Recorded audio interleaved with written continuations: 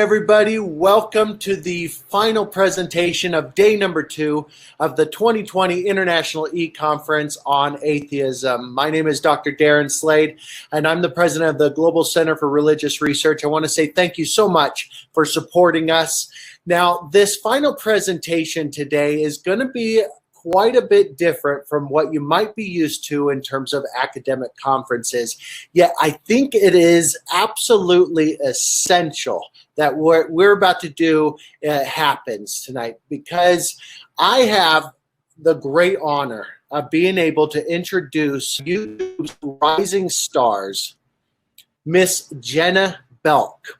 And she's going to be talking about what it's like to be a brand new atheist and to have thrown off an entire support system and support structure all around her, from family and friends, to live a life now where she no longer believes in God.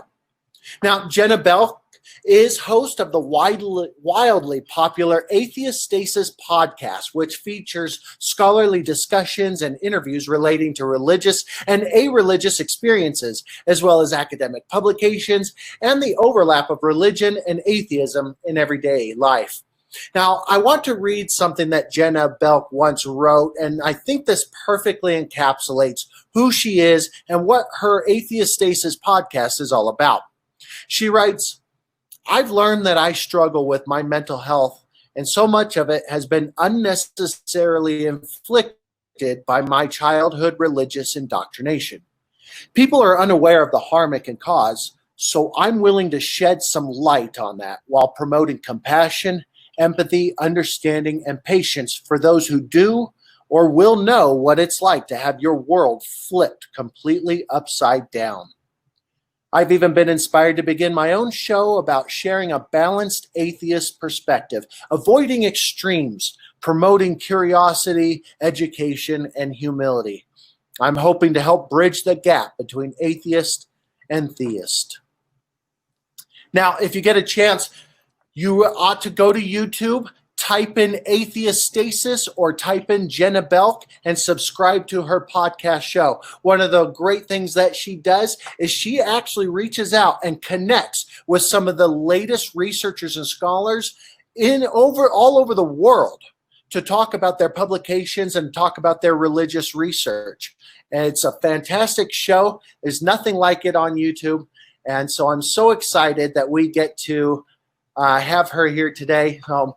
My good friend Jenna, thank you so much for doing this and being with us and sharing your story with us. You have the floor, ma'am. Thank you so much, Darren.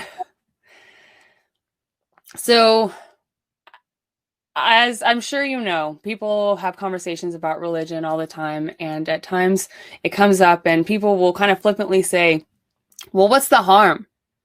You know, people a lot of the time don't grow up seeing some of the harm that can happen in the household, because a lot of the time what's in the household has to stay in the household. So I'm going to shed some light on some of my own personal experiences with religion, and it's not all religion. It's specifically Catholic religious indoctrination that has been passed down through generations in my family, and so it's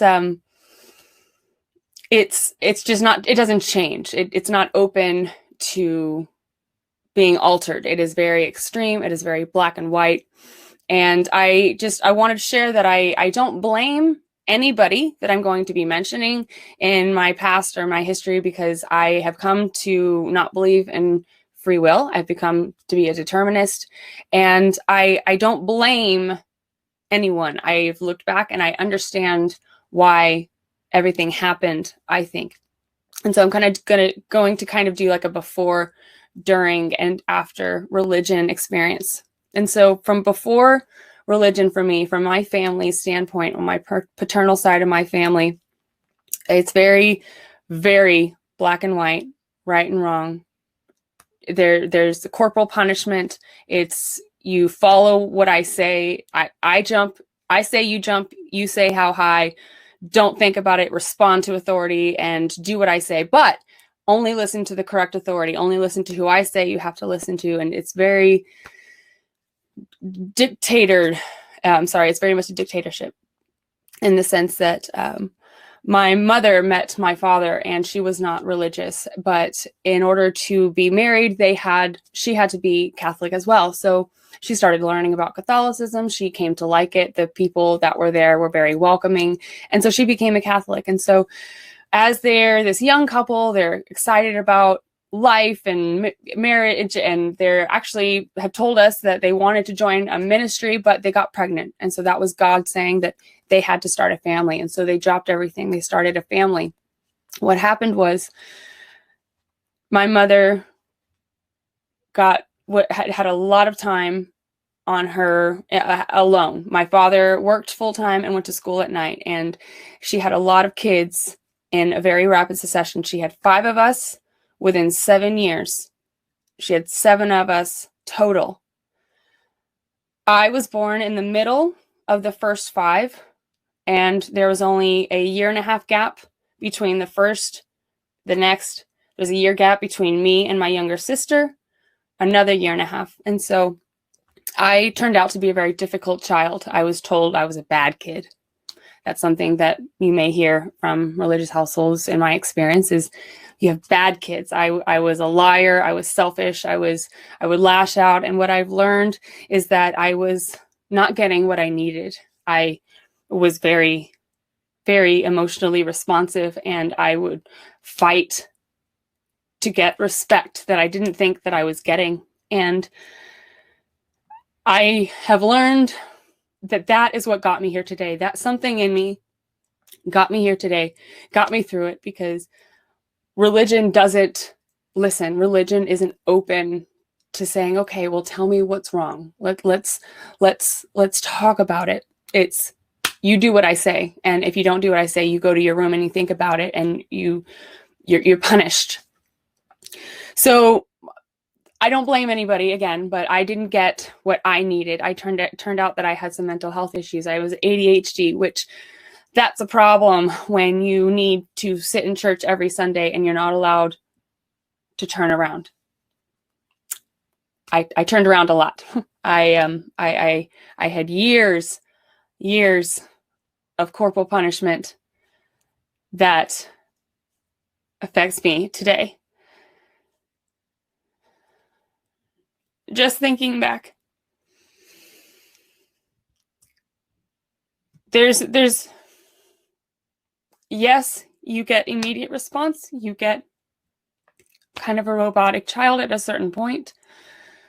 But I shut down. I dissociated. I realized that I couldn't be happy. I couldn't love myself. I couldn't, that the faith that was promoted, the shame that was promoted, I couldn't feel good about myself. And I struggled. And so I tried to do everything right. I tried to follow the Bible. I tried to follow CCD. I tried to do the 10 Commandments. And I even remember telling on kids in class for saying, like, oh my God, and them actually getting in trouble.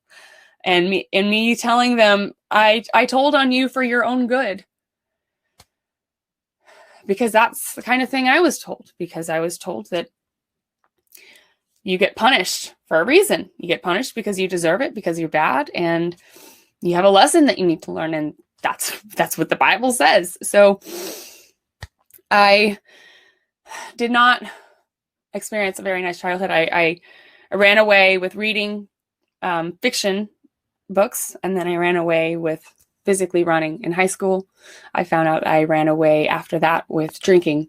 I found out that the face that I had put on in high school of always being happy and just, you know what, I'm going to have problems and I just can't think about them. I can't do anything about them. God's going to take care of it. So I'm just going to be happy and let it go. So I'd think about the day and be like, oh man, why did I do that? Oh man, why did I do that? God knows. I don't know. So God knows. God will take care of it. I didn't feel like I could fix anything. So as I was getting out of the household, I went to church every Sunday. I did what I was supposed to do. I actually almost became a youth minister for a middle school at a church nearby, and got really involved with the kids there. Actually went on a retreat with them and shared some very personal stories with them about how God saved me. And I realize now I actually saved myself. I realize now that I'm stronger than I thought I was because I got me through that. I didn't have whatever I thought I had. But back to the ministry, I ended up getting a DWI. I started drinking. Like I said, I was drinking a lot and got a DWI and was removed from being a youth minister because I wasn't setting exactly a good example, which I agreed at the time. I said, you know what, I'm not. And I got into a big drinking habit. I went and explored a completely different world. I actually started working at a strip club, but the people there even were Christians that just kind of were loose on it like I was. We called ourselves agnostics. We're just like, you know what, there's something out there we don't know. So we were kind of all on our own journeys and, just kind of exploring our bodies and our lives and what we want to do and who we are. And it allowed me to finally be accepted by a group of people that understood me. And it allowed me to love myself enough to get out of the dark shadows and out of the service industry and start taking care of myself. And I had gotten up to 165 pounds. I am 5'3", and so that's a lot of weight for me. And I just wasn't healthy. I didn't have any energy. And what I noticed was that as I changed jobs, as I slowed down and got bored, which I think that this pandemic is very helpful for people to slow down and have time to watch videos and learn and think, because I started learning. I finally started eating at my desk and taking my time eating instead of eating at a restaurant and just kind of scarfing down food. And I started losing weight out of nowhere. And it made me curious. I said, how is this happening? I'm not changing what I'm eating. I'm just changing how quickly I'm eating. How is this happening? It got me curious. And I just started doing research on nutrition. I started doing research on, I started listening to NPR on the way to work. And on the way to work, this was August in 2018, I was listening to the Brett Kavanaugh stuff he was getting elected into the Supreme Court. And I'm actually going to read an excerpt from, just to kind of describe what I was going through from my journal. I was watching a documentary about Roe versus Wade because of Trump's nominee for Supreme Court, Brett Kavanaugh. He talked about trying to overturn it. There was a woman that said one thing that flipped on a switch in my brain that got all of my gears turning. She said something along the lines of, when it comes down to it, the choice of whether or not pregnancy should go to full term should be up to the mother or up to the government. Every time I would say, why should it be up to the government? It should be up to the woman, because I realized at this time I was questioning my pro-life versus pro-choice. I didn't know when I believed life started. I didn't know. Other people probably didn't believe that at all. I realized that there are people who can just disagree with me. And I didn't understand that as a religious person. I didn't understand that the world wasn't the same as the world that I grew up in. I was so small-minded, I just didn't understand it. So I started expanding my mind. That got me thinking about when life starts. What is life? Who decides? Why? I started doing research on Google, watching TED Talks. I started reading and watching fiction and historical stuff. I started watching History Channel. I started talking to people that I admired, that I looked up to. I started watching documentaries, and I came to fall in love with Neil deGrasse Tyson as a teacher. He got me to expand my mind about space, and I realized that there was so much out there that we knew that I had never heard before. And I realized how closed-minded I had been my entire life through school. I just wanted to get out of school. I just wanted to get out of where I was. And now was the time that I was finally allowing my brain to wonder, to start start thinking for myself. And I started learning, oh my God, a switch flipped, and I realized that I was pro-choice. I realized that I didn't believe it was up to me. When I started investigating when I believed life started, my sister asked me when I believed a soul started, or if I believed in a soul. And I said, hang on. Disappeared, came back after about a week of researching, and I came back. I said, you know what? I don't believe that. I don't believe there's a soul, and this is crazy. You know, I still didn't consider myself an atheist. But then there was a point where I was watching debates, and I finally came to call myself an atheist, because I realized atheist doesn't mean that I can prove that there's no God. That's the one thing that confused me. I thought that you had to be able to prove to me that there was no God, or there is. But that's not how it works. That's not how logic works. And I didn't understand, why am I learning about everything, about reverence, about the 7 sacraments, the 7 deadly sins, but I couldn't tell you anything about logic. So I finally came out as an atheist, and then the problems started. I began learning about myself. I began learning why I had been drinking so much, why I had been covering up so much pain, where this pain was coming from.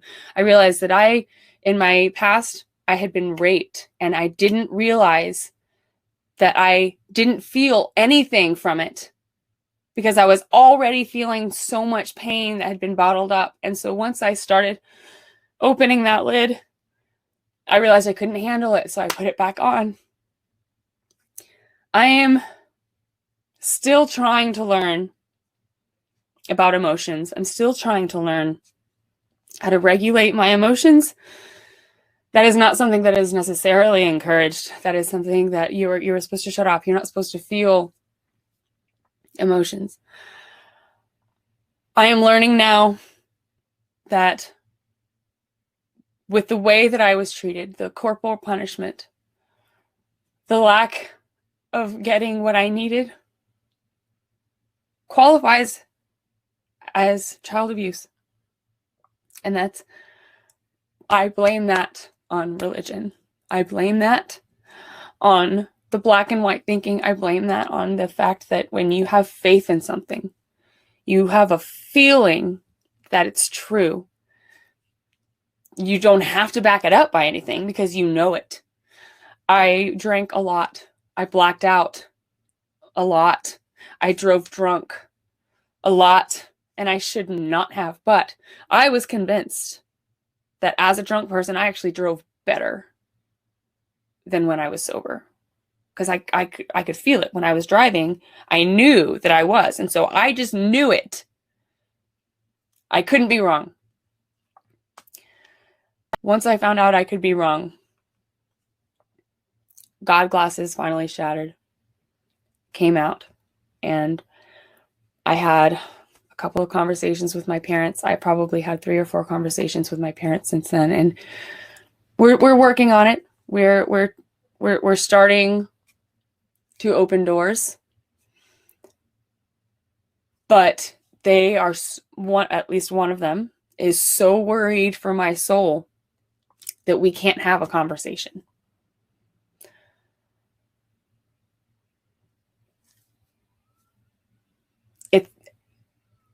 It's ridiculous that is so much more important than a relationship with me. When I got married, I was still kind of a Christian. I didn't really know what I believed yet. And I actually had a Christian pastor, a friend of my husband's, come, and he married us. And it wasn't a Catholic wedding. It was still a Christian wedding, but it wasn't a Catholic wedding. So most of my blood relatives on that side of my family didn't come. My father came and agreed to cater the event. He catered the event, which I appreciate. Mother came. I had a couple siblings come. It was fine, but the religion was such a big part of it that we had to ignore the fact that so many people couldn't support us, even though we were still Christian at the time. But then I kind of deconverted him. He could identified as Unitarian Universalist because his grandmother called herself that, and he really admired her. And at a point when I was questioning, I asked him, I said, so what do Unitarians believe? He said, I don't know. I said, well, why do you believe it? Why do you say you believe it then? And he goes, I don't know. So in that moment, he realized, I don't believe any of that stuff either. It's just, we just say it because why? Because that's what our culture does. Because that's what our culture has trained us to do. Is it's trained us, if you're not going to a church, if you don't follow some kind of religion, then you're scary, you're bad, you're something other. And I have finally started learning how to take care of myself. I have finally started learning that I can take care of myself. I can learn things from people rather than sit and just hope and pray really hard that something's going to change, that something's going to get better, that please, I actually used to pray that if I had a question for something, I didn't believe I was going to get the answer for it. So I'd say, hey, God, I know I'm not going to get the answer for this now, but when I see you up there, can you answer this for me when I get up there? Because, I'm not going to find it here. So I'll just wait till the afterlife, because that was more important. The afterlife was why we're all here. But original sin, we're all bad. That kind of thing, I get triggered so easily. Kind of going in circles here, but back to the mental health. I get triggered by so many things, religious related. It might be religious trauma syndrome, but where that's not technically in the DSM yet, so we're not technically sure, but CPTSD, because of the forcing, the yelling, the neglect, the corporal punishment. And so now I don't talk to many people. I have lost a sibling that said that they couldn't talk to me before I became an atheist. They said that simply because I became pro-choice, they didn't know me anymore. So we don't talk anymore. Another sibling called me and about a year ago, a little over a year ago, and told me that I was subconsciously reaching out to them, begging for them to come and save me, because he had a dream that I was in a Russian prison, and I was afraid. I didn't know. I'd learned that people can go to severe extremes when people leave religion, and I learned that the reactions that I got were not what I expected. And so I was terrified. I didn't know if somebody was going to try to come and take me away. I didn't know what to expect. And so hearing this from a sibling, I became afraid, and I started reaching out to people asking, what do I do? Do I report it? Do I report this? I don't know. Ended up nothing happened, but that kind of thing does happen. So either way, I have found that amongst this community, amongst the atheist community, there are people who've gone through things that I've gone through, and they can relate to me. And I have built a support system for myself. I have learned that I can take care of me, and I have learned that I got me through this, and I can get me further. And I haven't learned very much yet. I'm trying to learn on the podcast. I'm very excited. I'm very passionate about learning. But I just have a lot to learn, and I feel like there's a huge gap, and religion put that gap there. And so I just thought I'd share my experiences, and I thank you so much for this opportunity, Darren. It's absolutely essential, not just for the atheist community, but I think for all communities to realize just how devastating it can be for our worldview and everything to be flipped upside down.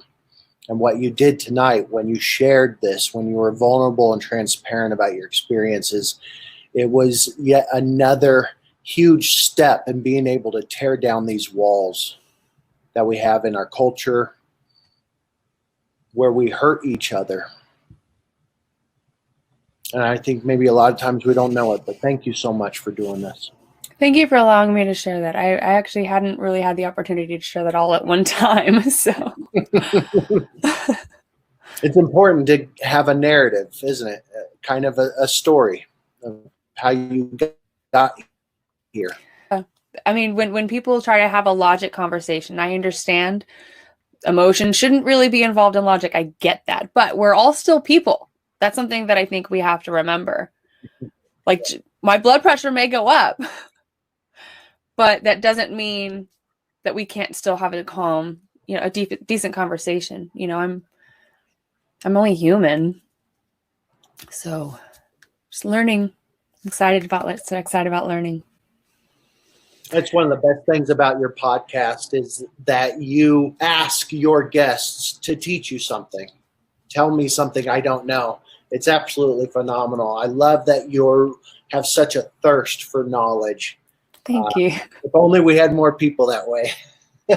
Hopefully we can inspire some people to do the same. Actually, there's a bunch of podcasts coming up left and right. There's, your friendly neighborhood atheist. There's the empathetic atheist. There's all kinds of people coming out with really cool shows about learning about being friendly and being kind and being patient.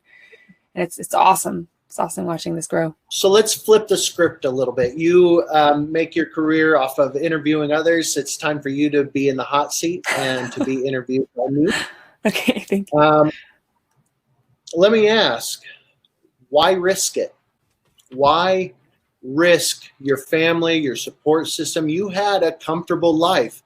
And hell, if you wanted to, you could have faked it until you made it.